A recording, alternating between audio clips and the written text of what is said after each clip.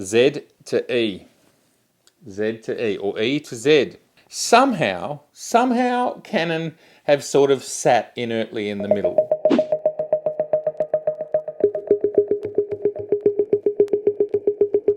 I couldn't begin this episode without recognising what's going on here in Australia at the moment. We are having an unprecedented weather event which ultimately has led to fires covering very large parts of Australia.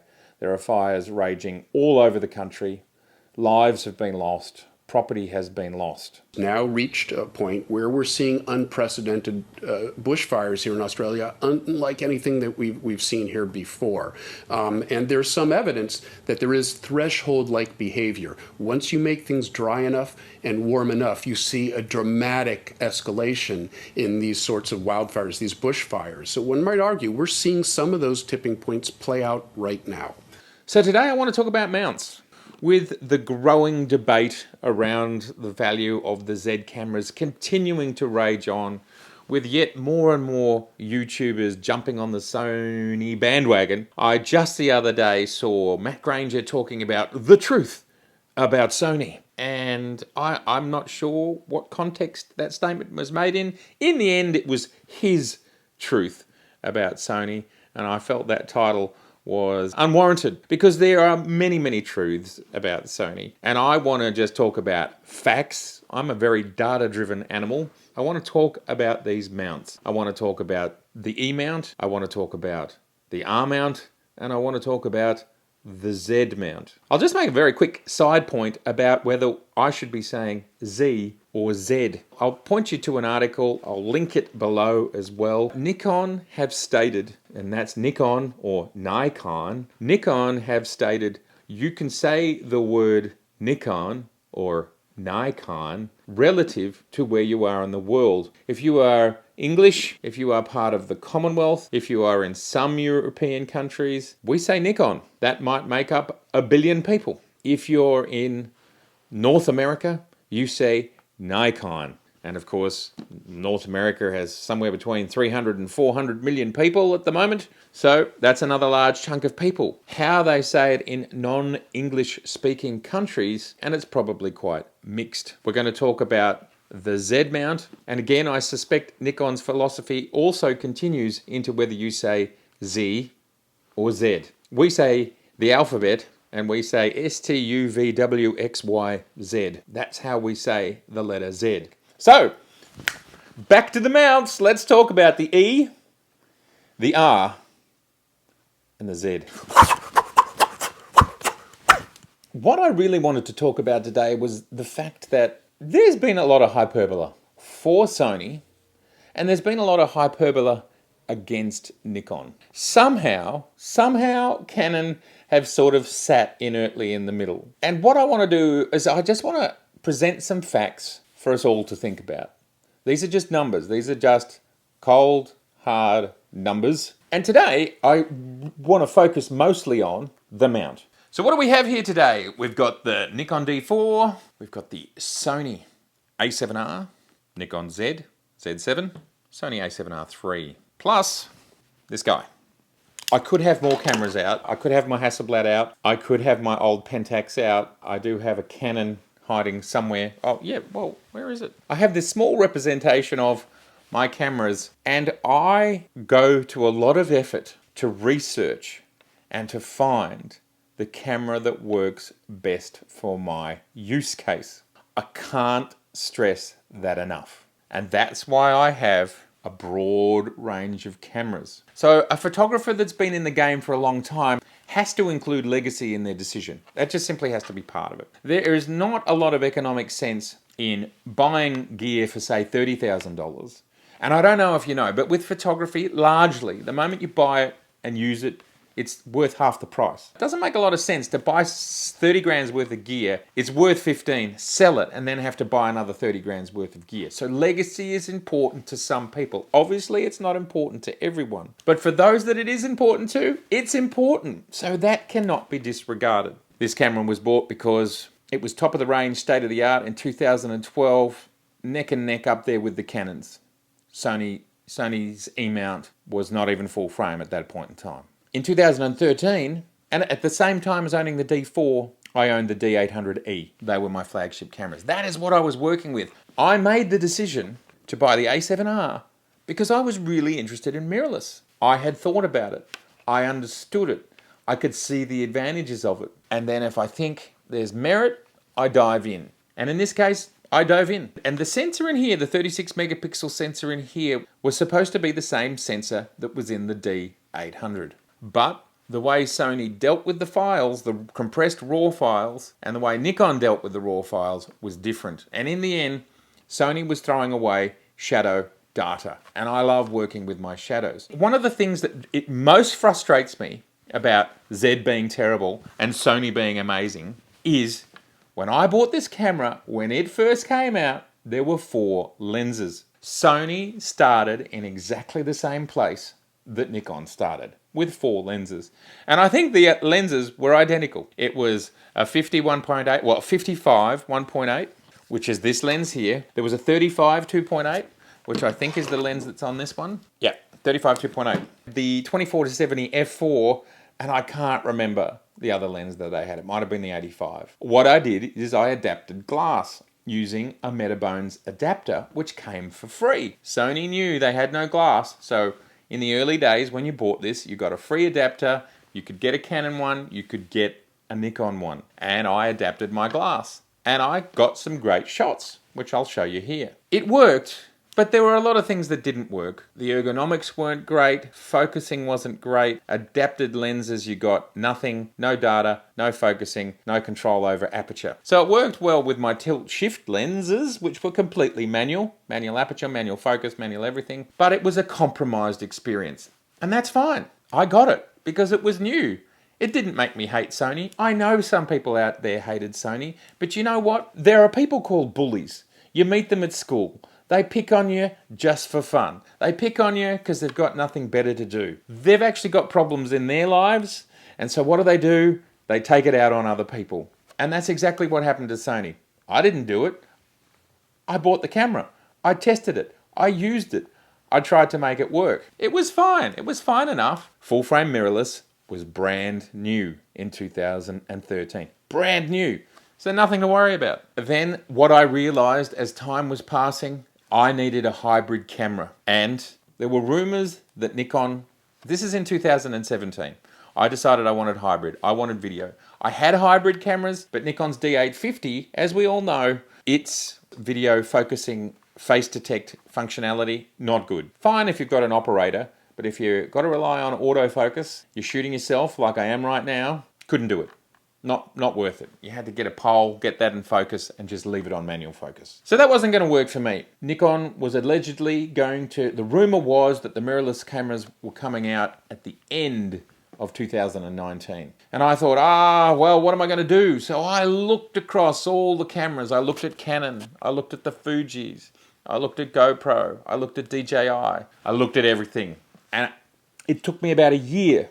And in the end, Sony's latest crop of cameras, the A7R3 and the A7 III, had improved on all of the problems that I had with the original one. It looked like in 2017, with the release of the 3rd generation of the E-mount A7, that they had got to a point where they were comparable with their DSLR brethren and would be workable, and certainly as a hybrid, as a video camera, superior. So not quite as good in stills, sort of around the same point, maybe not quite as good in certain areas, weather sealing and so on. Anyway, this is a conversation about mounts for video, far superior than the D850 that I had. Nikon's rumored release was still 18 months away, so I bought the A7R3. It cost a lot of money, and I bought a travel lens to go with it. Here it is here. This is the 24-105. f4, great lens. But these two things cost me $7,000. I didn't really want to change systems because I was invested in Nikon. I like Nikon. It works for me. That led to the point where just 6 weeks after I purchased this camera, the Z was announced, formally announced, and we started to learn about the mount. And that segues me to, let's talk about the mounts. Let's talk about why is Canon somehow not in this firestorm? Why is Sony so magnificent? And why is Nikon so derided? And today, we're going to dispel some myths and just talk about the mounts. Because from where I sit, Nikon is playing the long game and they have created something amazing. And Sony has been in the game a long time, since 2011 the E-mount first came out. And their mount is now 9 years old. And that might spell some problems over the next few years as the Z lineup of lenses matures, the bodies mature, and that mount really comes into its own. So let's talk some data, because this is just a data-driven conversation. If we look at the top here, Sony E-mount, the flange distance is 18 millimeters. That means distance from sensor to lens is 18 millimeters. The Nikon is 16, so it is 2 millimeters closer. Canon is 20 mils, so it is furthest from the sensor. Now, you might not say that's very much, but that is a 4 mil difference from the Nikon, and that, if the Nikon is 16 mil and you're going an extra 4 mil, that means Canon is 25% further away. The next thing I want to talk about with this lens is the throat diameter. What we can see here with the throat diameter is, well, Sony's is pretty old school. It's similar to what we used to have on our Nikons, the F-mounts. It is 46.1 millimeters. Canon's RF is 54 millimeters, so significantly larger, and Nikon's is 55, even larger again. So in both metrics that determine different awesome things that you can do with your engineering, in both metrics, Nikon is at the top. And this is why Nikon, when they first announced the camera, they talked about this revolutionary new mount, just from a data perspective. But that data drives how you can engineer a lens. And how you can engineer a lens determines how good the lens is, right? It's just engineering. It's just engineering. So I think this is really super duper important data. Really ridiculously important data. So this is why Sony went nuts with eye detect and face detect. This is why they did it. They needed to shift focus from one of the fundamentals of this camera mount, which, if we look at how long camera mounts last, these things could be around another 50 years. Sony's mount is fundamentally smaller than Nikon's mount, and Canon's, for that case, the throat size, smaller. We're talking 46 to 55, an almost 1 centimeter difference. We're talking, it's like 20% smaller. So this means making really big, crazy glass in the future is something that Canon and Nikon can do. This is what has driven me to make these videos about the 50mm, the 85mm, and so on, because for their price and the fact that they're 1.8s, this mount is delivering. The mount is delivering. It's the engineering of the mount which allows these lenses to deliver. You can't change the mount once people start investing. You can't do it. So Sony have had to make a lot of noise. They've had to make a lot of noise about eye detect and face detect, stuff that they can change, stuff that's in software. They can change the sensor. They gave us 60 megapixels with the A7R4. Yet, all that stuff is awesome, no question. But it takes our eyes off the fact that their mount is 9 years old. It's from 2011, and the first cameras released from it were APS-C cameras. What was this mount originally designed for? What was it intended for? Back in 2011, Canon and Nikon were not probably thinking very, very hard about full-frame mirrorless. They were thinking about mirrorless, but it was cropped sensor mirrorless. It was tiny sensor mirrorless. I got this one. This crazy thing here. This is the Nikon V1. I got it in 2012. I was in Hong Kong. My first book was being made. I mean, I can't remember how small this sensor is, but it's absolutely tiny. And then they created an adapter that allowed me to put my full frame lenses on here. This is 2012, so they were all playing around with it, but they weren't thinking about it. And I suppose because Canon and Nikon weren't thinking about full frame, they were messing around with this stuff. This is the 24-70 non-VR 2.8 lens. This actually all works. It's pretty cute that it actually all works. But it was just too cropped. Sony were probably not worried at all about the future and the E-mount. They weren't even thinking about it. They knew what the F-mount and the EF mount looked like. They weren't worried. And then, 2013, full-frame mirrorless E-mount, boom, it's out. It started happening. And it was the end of 2013. By 2014, I'm sure the boffins at Nikon and Canon were going, okay, we've got to get this ball rolling. And of course, they did get it rolling. 4 years later, they basically had their new cameras and they had their new mounts. Nikon pushing the envelope harder than any of them. Bigger, smaller. So to reiterate, Sony have made a lot of noise about eye detect and face detect. That's software. Guess what? Canon can upgrade their software, and they have. We've seen it in focus improving. Canon can upgrade their chips, and they will. 30 megapixels seems a bit low. They'll get there, of course. And Nikon is upgrading their software. We're getting RAW, we're getting focus improvements, we're getting CF Express, we're getting all sorts of improvements coming.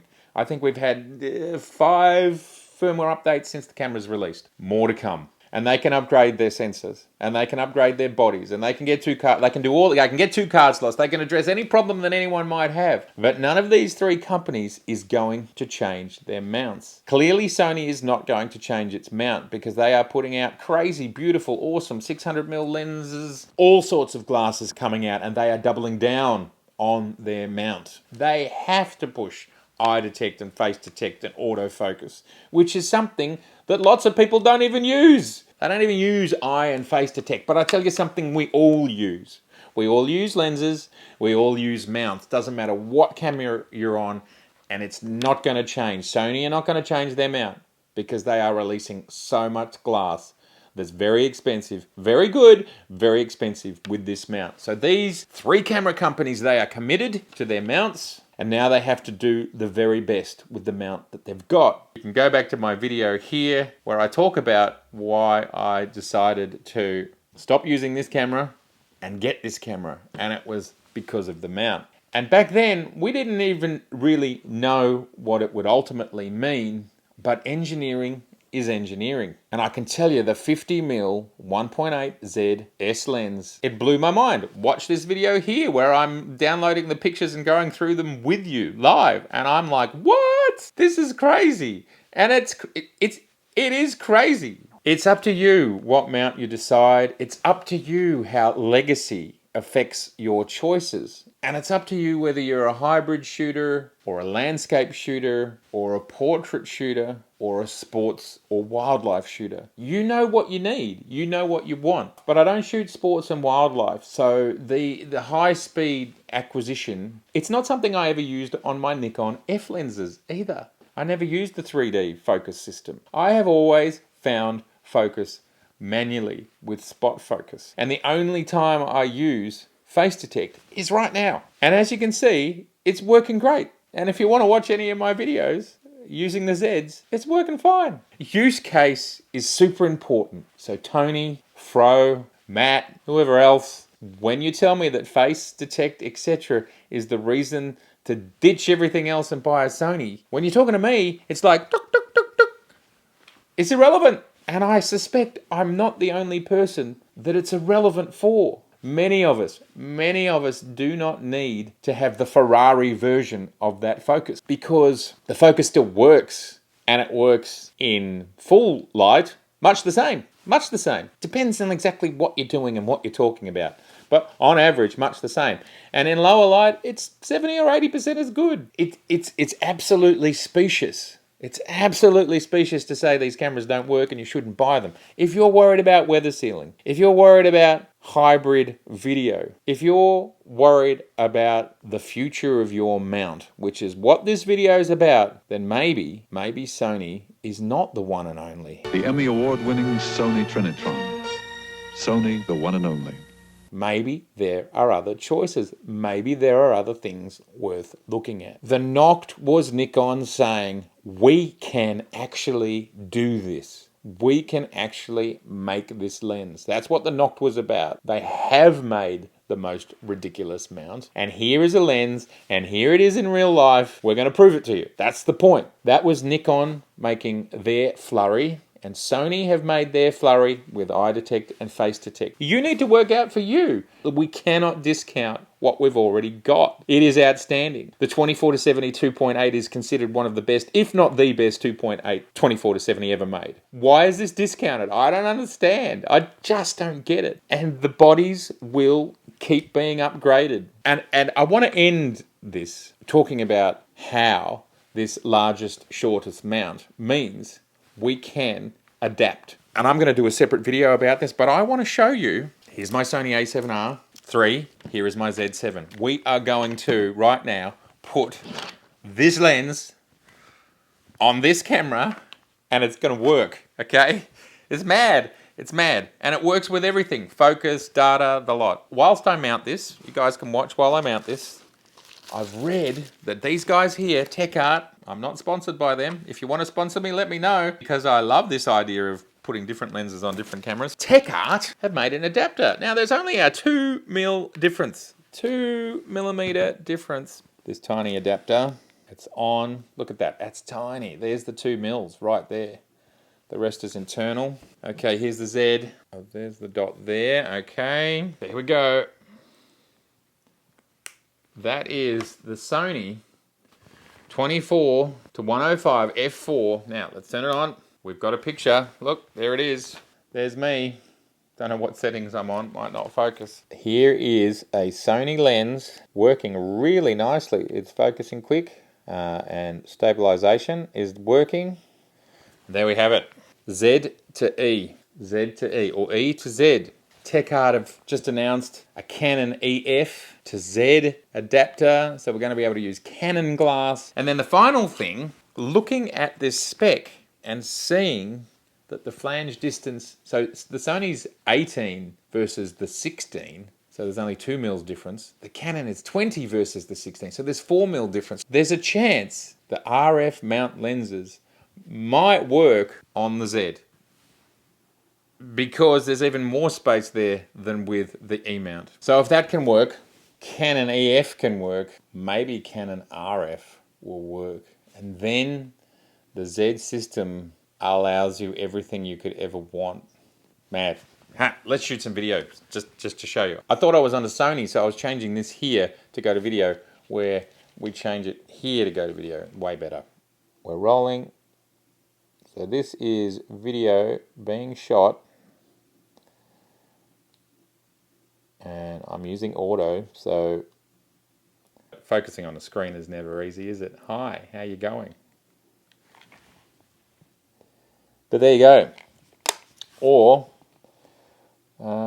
anyway, that's the Sony lens right there, and that's zooming.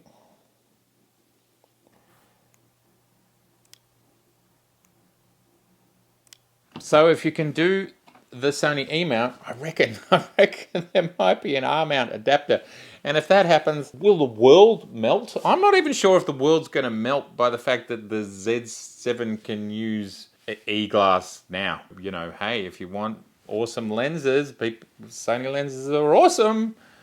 And there's not enough Z lenses. If you listen to some, you can use your F lenses. F lenses are awesome. There's so many. We can use everything. That's the whole point, isn't it?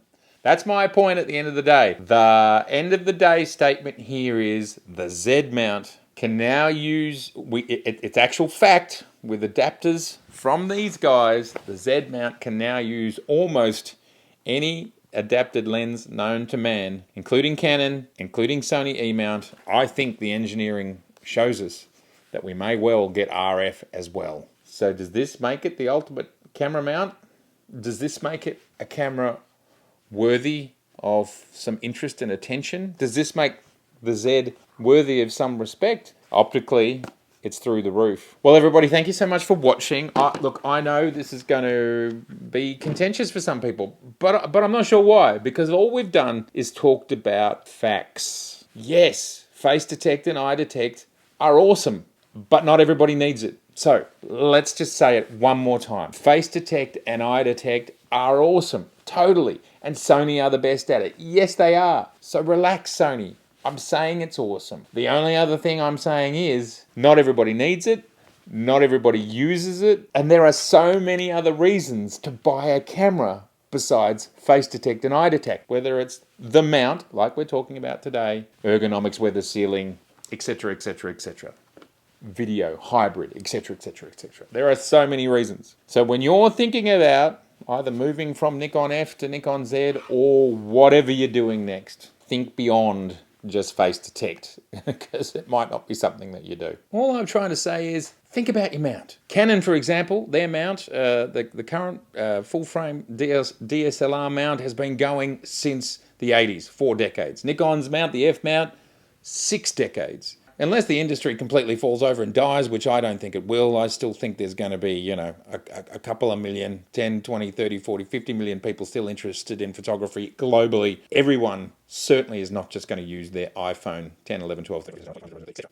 It's never going to be fun like this. And so much of why we do it is fun, and also it is optically better. Think about the mount. Think about the fact that the mount's not going to change, and which one is going to give you the longest, brightest, bigger future. Well, as always, everybody, thank you so much for watching. It has been amazing. And look, I'm not trying to be contentious here. We're just talking about engineering, what the impacts of that engineering does. You know, we talk about the software engineering and how Sony's software engineering in focus is good. Well, let's talk about hardware engineering, something that won't change for 50 years.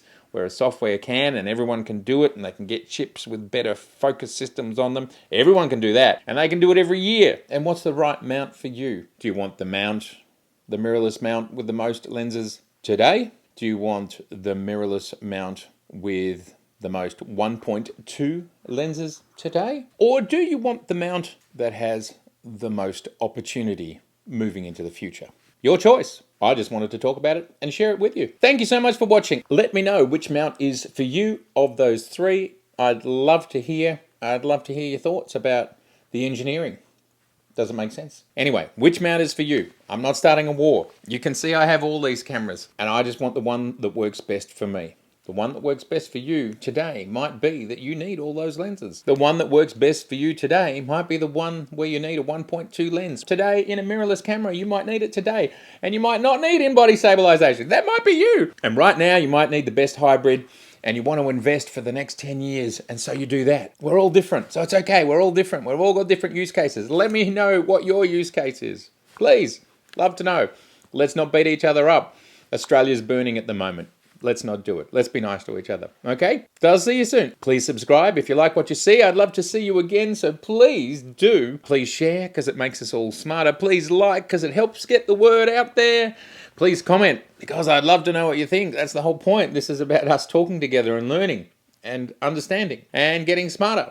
It'd be great. And if you want to see more of me right now, I understand, that's up to you. Just click on the Matt Irwin Photography down here, and there is over 150 videos on all sorts of stuff. All right, thanks.